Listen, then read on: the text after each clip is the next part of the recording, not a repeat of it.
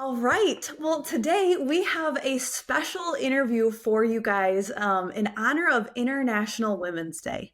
My name is India Tellkamp. I am an account executive here at Cask. I've been in the ServiceNow space about 8 years.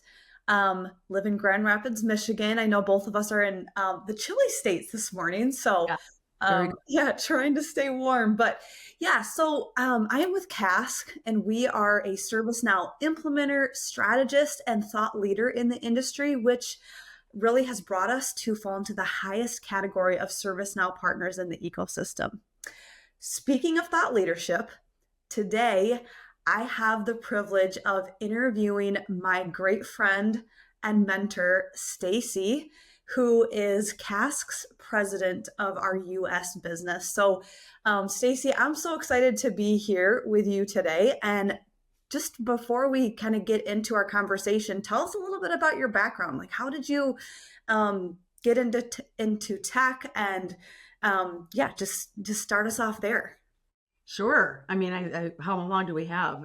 Andy, my only regret on this podcast is that me and you aren't sitting in your car with like a dash cam because we have had so many great conversations that way.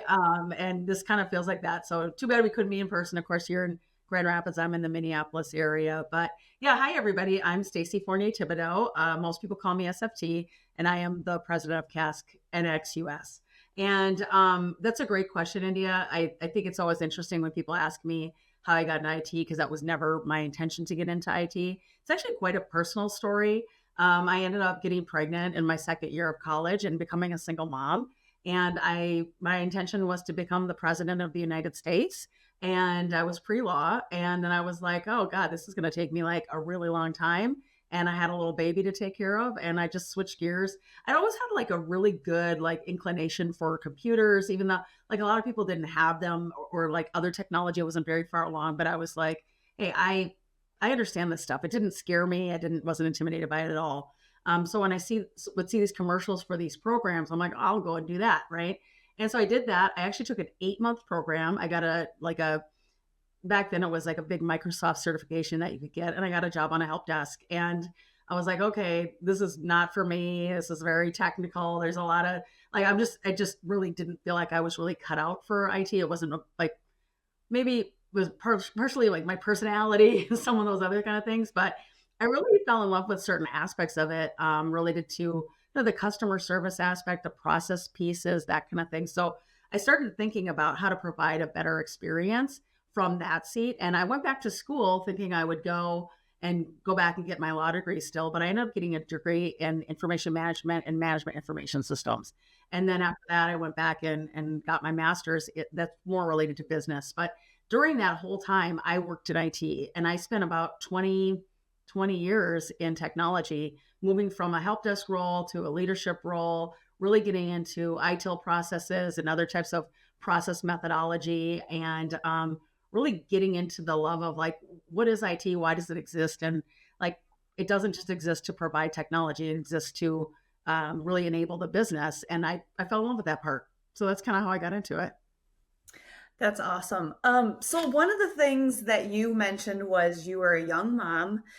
You Yes. also mentioned just that transition from help desk to leadership. So I think there's a lot of women out there who want to make that transition as well, but also have this desire to be present in the home. I know that's for me with a 1 year old at home. Like, I want to be home, but I also want to have a successful career. I want both. And I think that can be challenging in a lot of ways. But talk a little bit about, I know you have more than one child now, right? So you've added to the family since then. Like, how did that look as you made that transition from that help desk position to the leadership position, and along the way got additional degrees and Yeah. learning? Like, what did that look like for you?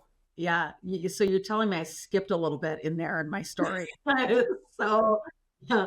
Yeah. So, obviously here I am, I'm a single mom, I'm working in IT, and, it was really helpful because it is a fairly lucrative career. And I would tell people all the time, if you're not afraid of technology and you're not really sure what to do with your life, go into IT.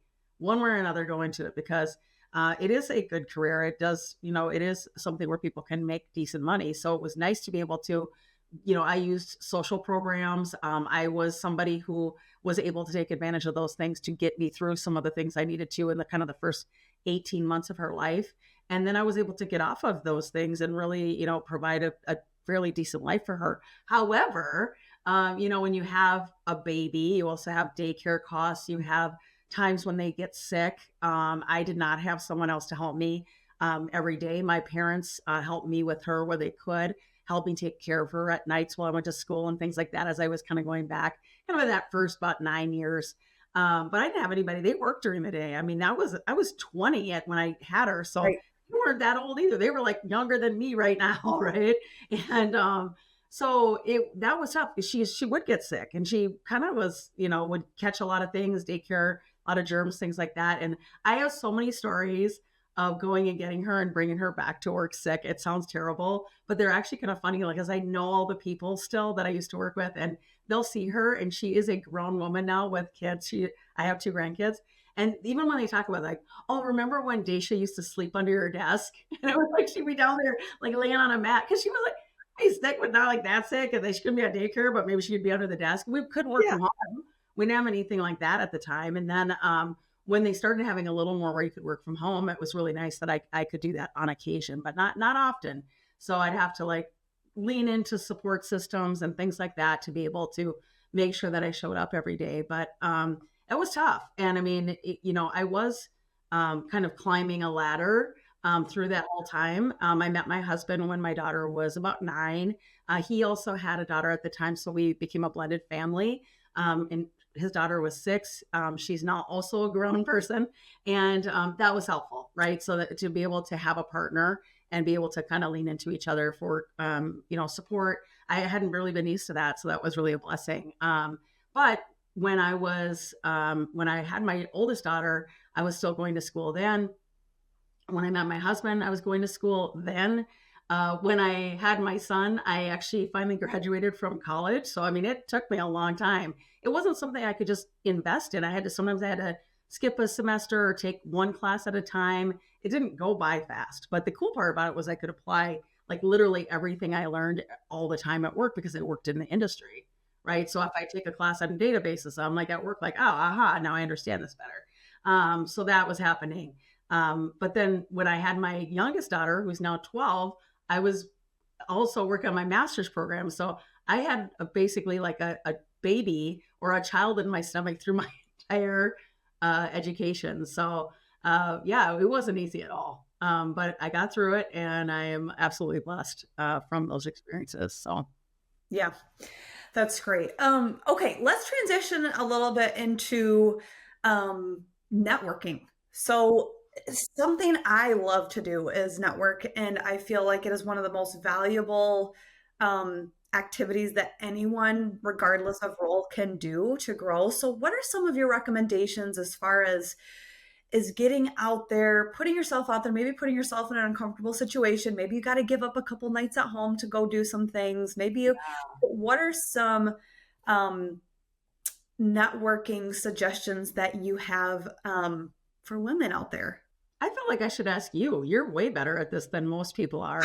I mean, seriously, you're really good at this. And our clients, they always love you so much because you're such an authentic person, and you're so intentional with like the way that you lean into relationships, and then you cultivate those. And really helped when LinkedIn got started. You Yeah. wouldn't have remembered a time before LinkedIn, but I remember I had a person, a mentor that to me who was really good at networking. And one day I said to him, how do you know all these people? How do you know all these people? Because you'd see him somewhere and people just almost like line up around him. I'm like, where are these people? And he's like, I bought a lot of beer. That's what he told me. And I mean, really, that was really kind of dumbing down his whole technique, but also a super, curious person, really interested. And he would even, after I stopped working with him, he would call me on a regular basis just to come and have lunch with him. Hey, can I pick your brain about something? And we would talk about the ServiceNow platform all the time. And it's funny because like just him in general, I worked with him when I was a single mom. We split ways. We stayed close to each other like for years. And then actually when I went to consulting, he's the person that brought me into that consulting company. So even that example is such, I mean, I'm getting chills thinking about how powerful his networking skills were, right? So I learned a lot from that. I find now that I'm a little bit older, and I've kind of transitioned more from like hands-on technology and really being in those rooms to business. I am really a lot more interested in getting to know a very like vast type of person, like all kinds of people, and it helps that I like everybody. I'm just somebody who naturally like somebody, unless you like, you got to really do something wrong to get on my bad side. So I'm just, enjoying that more even now than I probably did earlier in my career. Yeah, but I mean, all kinds of people. And I keep up with people. I just got a message last night from somebody and I looked on their LinkedIn and I was like, when's the last time I talked to this person? It was like 2013. Yeah. And it's because you can see the last message, and he's like, hey, can we go to lunch? And I'm like, yeah, like when? Like, should we go today? It was like, 7 o'clock at night, like probably not have lunch. But tomorrow, like, when can we go? And I know that when we sit down, it'll just be like yesterday. Like Yeah. no beat skipped. Yeah. So But what I love that you hit on earlier was you found a person that was really good at networking and was really good at something. And then you were intentional about sitting down with him regularly. And it wasn't necessarily a, well, what can I get out of, like, maybe he'll introduce me to somebody. It was a genuine, like, yeah. let's build a relationship and a friendship. And it did just happen to work out in your favor. And that's how it often works. And networking, I think, it's obviously a friendship builder, but also like, how can you help each other and empower each other in your careers, even maybe in personal life, whatever that looks like, right? So um I think that's a great takeaway. And I think it's hard to be intentional sometimes, and like, even just like going back to being a woman and wanting to like be at home but also going out. You're like, I remember before I had kids, it was like, I'm going to be out every night, like at any event I can find. Yeah. Now I'm like, okay, I got to pick and choose a little bit more because I do want to be home more, but I also, so like, being more intentional about like, okay, I'm actually just going to focus on like trying to do 2 or 3 breakfasts and two or Yeah. three lunches per week, so that I'm like making the most use of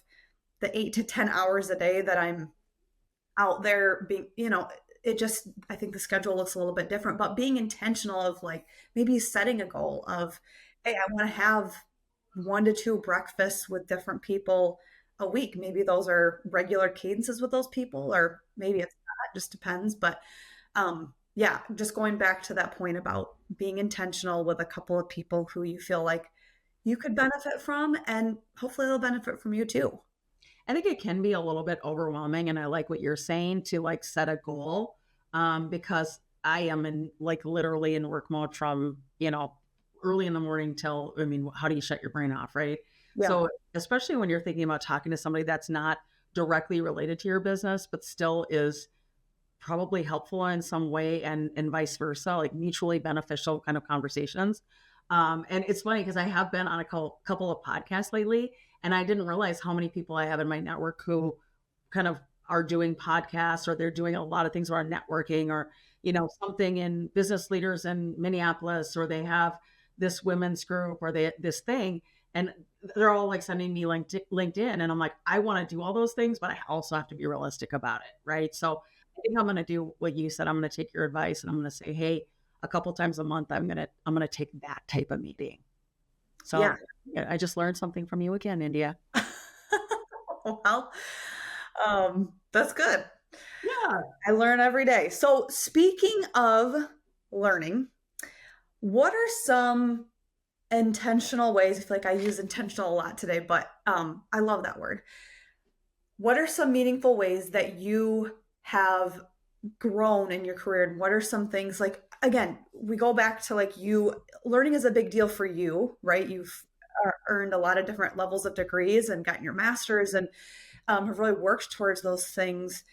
Um, what would you recommend? Is it going and getting a business degree? Is it just taking different training courses? Do you have anything Yeah. specific that you recommend as you are growing in your career? I think it's really personal for people. I like all of it, honestly. I have, you know, in prior points in my life, I understood why people wanted to get a bachelor's degree. I do think it gives you a really broad education, but it's not for everybody to be in that type of regimented schooling. Sometimes people will take sets of courses that can equal maybe not the exact same, but also give you like a leg up. Some of my favorite people that I would hire like in a heartbeat if I were to go and do something else, some other lifetime, don't have degrees. I Yep. can think of two people right now. I'm sure they're watching this and they're like, smiling because they know who I'm talking about.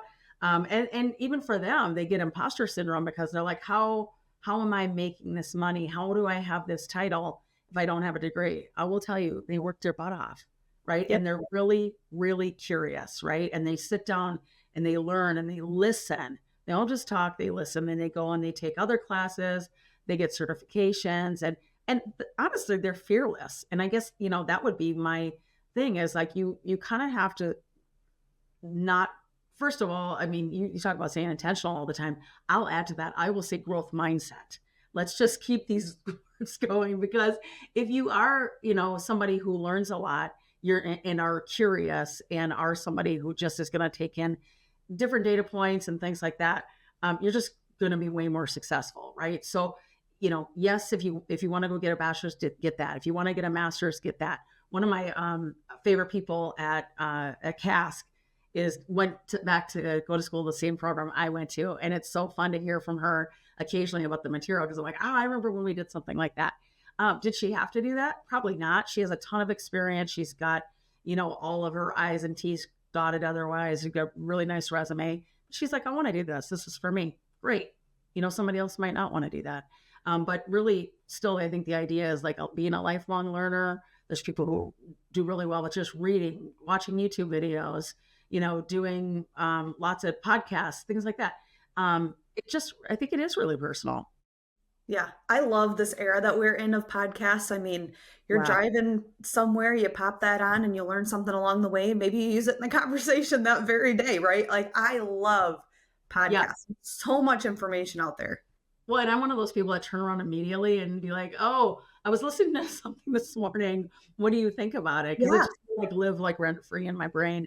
So yeah, I'm with you on that. yeah.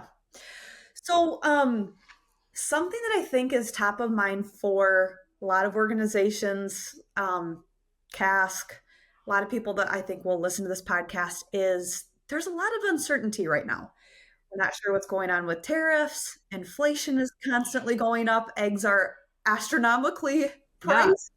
Then we even go to the impacts of agentic AI, which Cask is really um, leading the pack on. And there's so many different um, areas of excitement, but also uncertainty and where those things will lead us in the next year, right?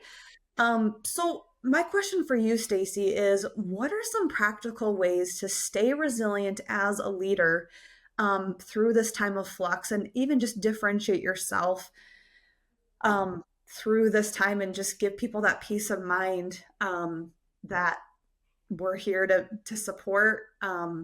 What's your perspective on that? Yeah, I think it's easy to get intimidated just because, especially with AI, things are moving so fast. But I mean, I would just say to people, you're not too late to catch up with everybody else, right? Everyone's still trying to figure it out. It's really not. You go to ChatGPT, it's really easy to get intimidated because ChatGPT looks at the internet is like Google on steroids. And it can be really helpful. But inside of organizations, a lot of things that you really need are going to be built internally. And it's not, it's stuff that a human has to build it.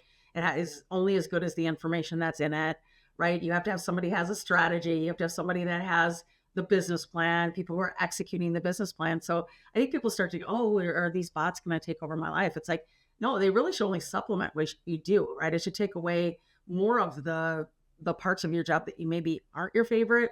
And I think my biggest piece of advice would be just to not be intimidated, to be fearless about it and go and just do what you and I just said is learn a lot about it. I think it is hard when you go, okay, this feels like it's over my head. It feels like it wasn't that long ago that it just felt like just a cultural term and you hear about it. It's like fly over your head, like, okay, AI, like what even is this? And now it's like, we talk about it every single day in ways that are really positive, right? And figuring out how to get it to work for us. A lot of that takes strategy. I try not to stereotype, but a lot of women have a lot of things to balance at home. A lot, to your point, you're balancing a baby, you have a farm, you have your own business at home as well. You work all the time, you do a great job, and you're full of grit, you're full of determination, you're full of resilience. Just bring that to this topic, right? Right. So that's why I just say, like, hey, like that is what it takes. You have to come in and say, hey, I'm going to wrestle this thing. I'm going to figure out what it is. I'm going to help my company move forward with it. I'm going to keep on top of it. And I think naturally a lot of women are really good at those things. So it's not time to, cower back. It's time to get in the front and lead. I love that. And I was also listening to an economist yesterday talk about just the industry and the government in general. And I think there's a lot to learn there. And I think it does in certain ways. I mean, he was just saying like for the next 6 months, companies, especially automotive, is probably going to be buckling down and just kind of like, okay, what's going to be next for our industry? And then floodgates potentially open the next 6 months, just depending on how those decisions land. But I think in the meantime, it's just for anyone, you have to be intentional about the conversations having. Like for me, it's top of mind as a seller, right? Because you want to make sure that what you're selling is truly valuable to them and that they can justify it and that it does impact their bottom line. And I think a lot of what we do with ServiceNow and with Cask does impact the bottom line. And we just have to be more intentional now more than ever about saying like, yeah, there's a lot of uncertainty in the market, but here's what we are certain about is that going XYZ with the strategy is going to make you successful no matter where the market ends up. And so I think the uncertainty right now can just be an opportunity for us to double down on the conversations that we're having. And yeah, I think we're in a great place. I'm excited about where we're going in the next 9 months.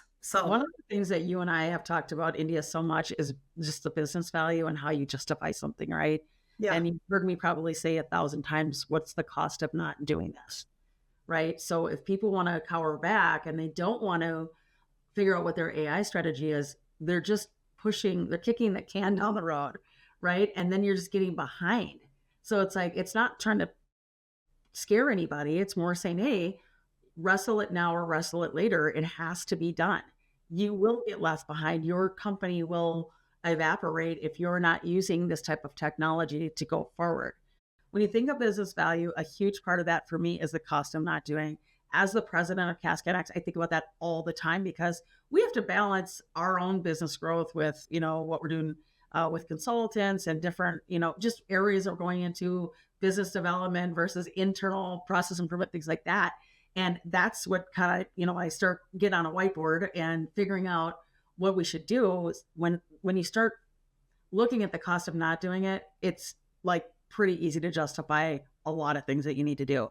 It's just like kind of, if we don't do it now, it's going to probably be more expensive and harder later, right? In a lot of these cases. So, yeah, I think it's important to look at all of that. So, as we talk about AI, Stacey, what are you looking for as you build a team that is going to be navigating this new AI powered reality? In the last year after I became the president of Cask NX, one of the first things you do is put the people that you think can help you go forward around you. And it was really fun for me to take kind of the existing executive team and grow it. There were a bunch of people that were kind of one level down that I was like, I want those people close to me. I know that they can make a huge impact. A lot of them happen to be women, which diversified the executive team quite a bit. And I pulled up, I think I pulled up probably about 7 different delivery leaders because I wanted to have that strong voice.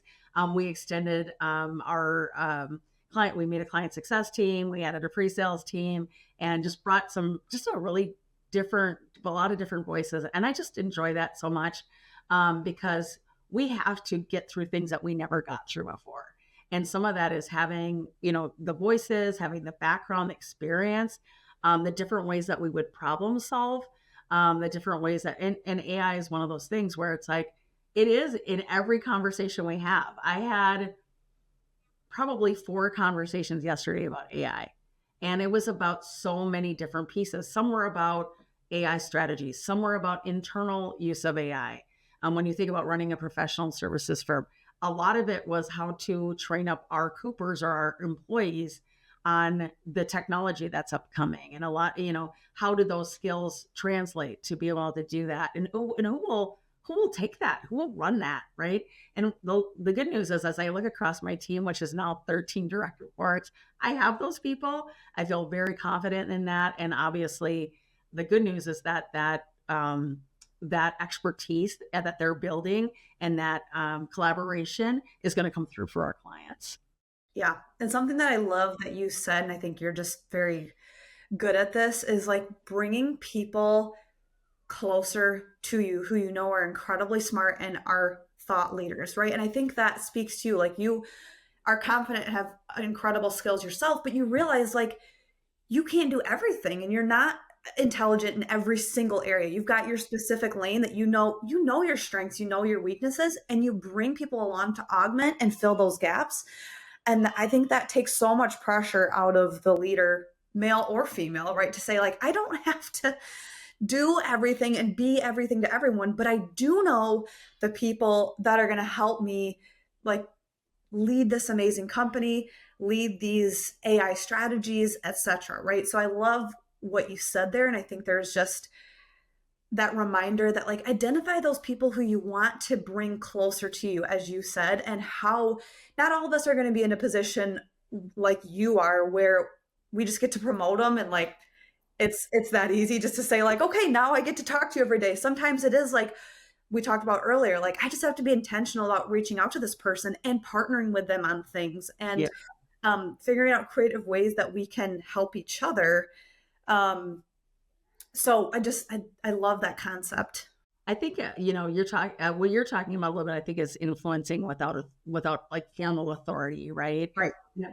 Um, the good news about influencing out without formal authority is that at Cask we have so many people who are just so open, and they listen, and they'll jump in, and they'll help you. They want to help you, right? Everybody wants everybody to be successful. So for me, it's just like tenfold, because I get to just, obviously I can lean into anybody. It is my favorite thing when I'm like the dumbest person in the room. I do not Yeah. want to be the smartest person in the room, and that's not me taking a jab at myself.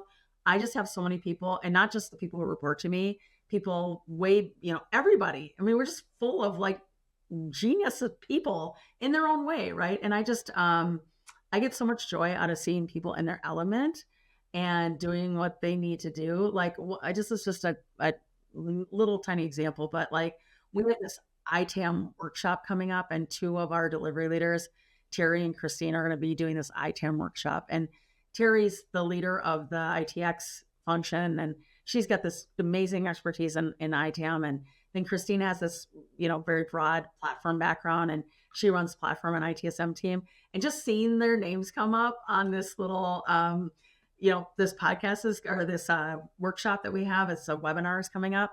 I just get like the chills. I just get so like giddy about it, because I'm like, oh, this is going to be really good. Right. And I'm just like on LinkedIn, like, this is going to be epic. And I'm like, I'm not really exaggerating. That's how I feel about it. So I feel like that, in lots of rooms that I'm in, and I'm just so blessed that I get to be able to kind of put people in those seats and then just watch them do their thing. Yeah. I love that. I love that.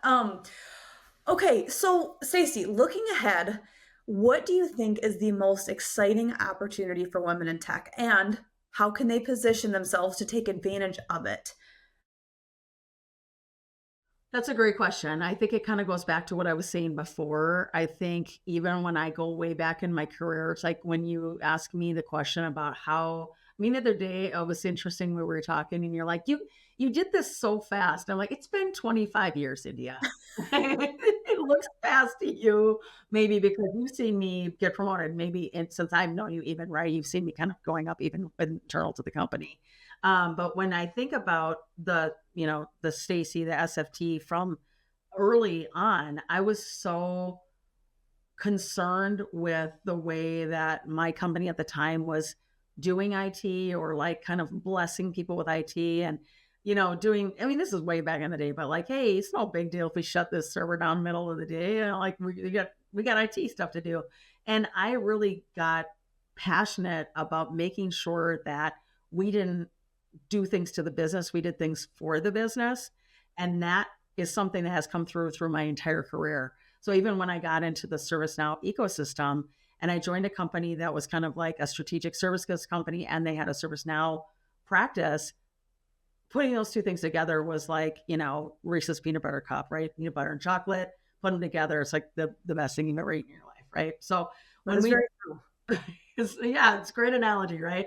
So, I mean, that was so fun for me to see these really extreme like strategists learn the ServiceNow platform and be able to help clients take it way further than maybe somebody who had just kind of learned how to develop on the platform, or maybe had come from a internal IT position or something like that. So putting those groups of people together it was like literally magic, right? And those were the best and the most fun things that we did. The fast forward, come to Cask NX, we do that stuff all the time for people. We have whole teams and departments that's what they do. And that part, I think, is where I would just, pull the thread here on Women's History Month and International Women's Day, and just say, hey, those curiosities and being bold about that, and say, this doesn't feel right, smell right, this doesn't, this is not good for people. Raise your hand, say those things. Most people are not going to go, no, it's good. It's the way we've always done it. That's just not how people really work anymore. And if that's what your company does and that's the culture at your company, you should help change it, because that's not going to get them anywhere longer term. The way we've always done it doesn't mean it's the way we should always do it. And that just the whole language has to go out the door. So for women, I think whatever the position may be, challenging the status quo, pushing on any kind of, vernacular that sounds like that, and making sure that the IT department thinks of the business first. So when you think about people being able to make a difference at their company, I think that's the biggest thing, right? One of the things that I've always said at every company is make yourself irreplaceable. Now, that's not being somebody who is the only person that can do what you do, because that's not helpful, right? You have to have like bench strength and like help, and you're not just out there like rogue going crazy on your own. But you do need to be able to kind of have a way that you do things that nobody else does, right? Nobody else is going to do it exactly like you. India, that's a perfect example. Nobody else, there's no other India at Cask NX, and there's no other India in Grand Rapids. And I could just keep going out and out and out. You are one of a kind, right? And that doesn't mean we don't have other great AEs. We have other great AEs, and there's no other people like that. So when I say that, a lot of that comes from coming into the room in a way that's going to challenge the status quo every time, because the speed of doing business is not going to slow down.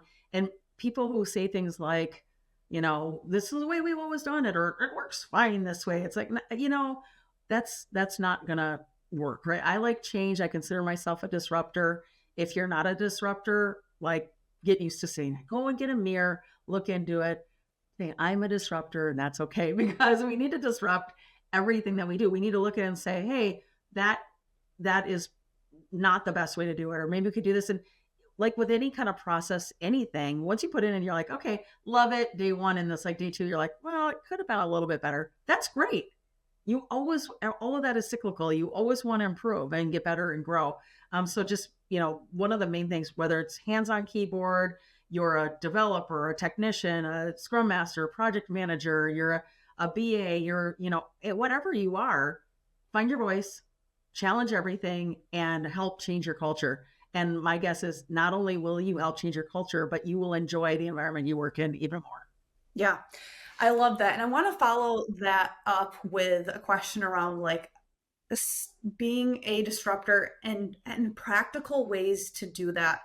And let's just talk specifically about doing that as a woman for a second, because, and I'm not trying to stereotype here, but I'm speaking for myself when I think for a lot of women, it can be a challenge to speak up in a room. You don't always feel like you're going to be the smartest person, or you know something, or what if they discredit me, or what if they ask me a question that I don't know the answer to, or, how do you build up that confidence in practical ways when you enter that room and prepare yourself to have that tough conversation? One thing that I heard you already say is like, instead of just looking at change tactically, look at as a business, right? So like, I think coming in with a business use case is a great way to like having specific examples of how, yeah, shutting off a server in the middle of the day is not practical because XYZ cannot do their work, and XYZ, because of this, we cannot function as a business when this operation doesn't work. I think that's a very practical way. I think we talked a little bit about this earlier. Just the way as a woman you carry yourself and as you dress, I do think there is we do have to kind of power dress, right? To be taken seriously and also to take ourselves seriously, because I can speak for myself and I say when I'm wearing a suit coat, I feel a heck of a lot more confident than I'm just going in there with a button-up jean jacket and like there's just a difference. Just there's a mental shift there. You go, you know what? I have earned the right to sit at this table and I am confident and I look good while I'm doing it, right? So like from your perspective, what are some of those practical things that women can confidently like enter a room, whether it's a Zoom call or physical room or whatever, and just say like, "Hey, I'm passionate about this, and here's why you need to listen to me and take me seriously." I'm going to roll up everything that you're kind of putting together into just being prepared, right? And there's lots of people that, for them, it's not going to be you makeup and a power suit. It might be something else that they're just more confident in, right? But they have to be prepared, right? There's kind of no excuse to not be prepared. I think even showing up in from a place of being a consultant or knowing that you may not have all the answers, but you have a lot of good questions. Well, you're not just gonna make them up there.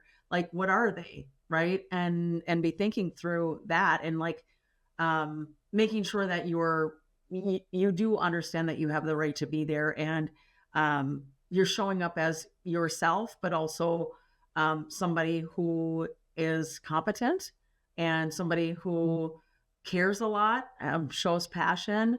I think all of those things are really important. So I would stick those into the kind of the preparedness category.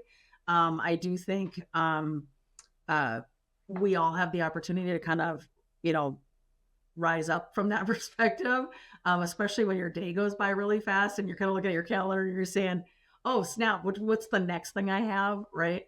And now I've got to get in that mindset and I have like 1 minute. So even like, hey, looking at your calendar, giving yourself some space. I know it's hard to do. One of the things I like too about you, India, is you're really good about having boundaries, and I think that is something that people can start bringing into their life a little bit better. I could be a lot better about that and saying, hey, this is what I need to do to get ready for this, and taking that time to make sure that I do that.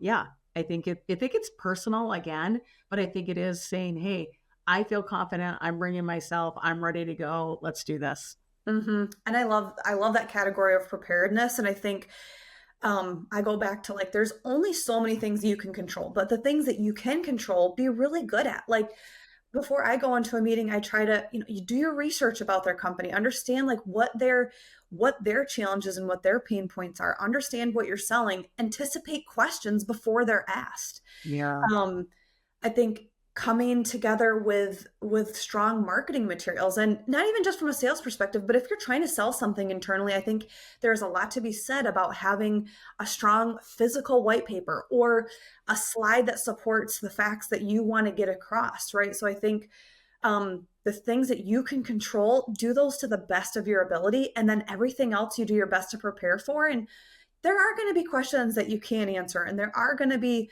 naysayers in the room who frustrate you, and you're just like, what did I do wrong? But ultimately, I think that shines through. Not that I have never ever had an experience with that, but You know what, though, yeah, I do want to point out something, because even when you're talking about that and you must say this is in sales, you are in technology sales. You are also a woman in tech.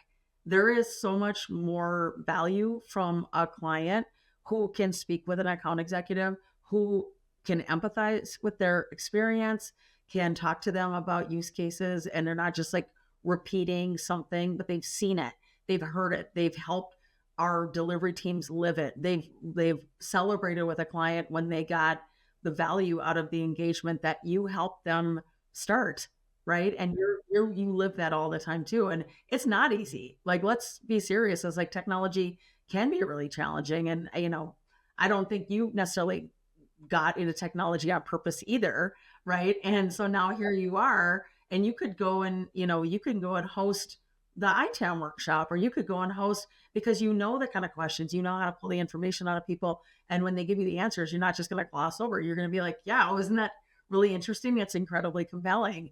And it's like, you actually think like that because you know what they're saying. Yeah. So you're a woman in tech too. High five. And I'm proud of it. I love it. And I love working with people like you every day who encourage me to be better.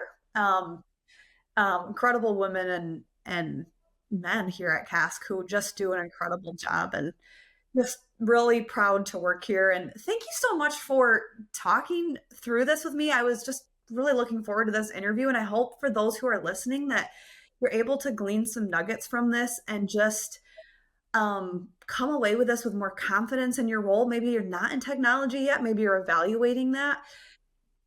Make the jump. Like it is worth it. It is fun, it is challenging, it's rewarding.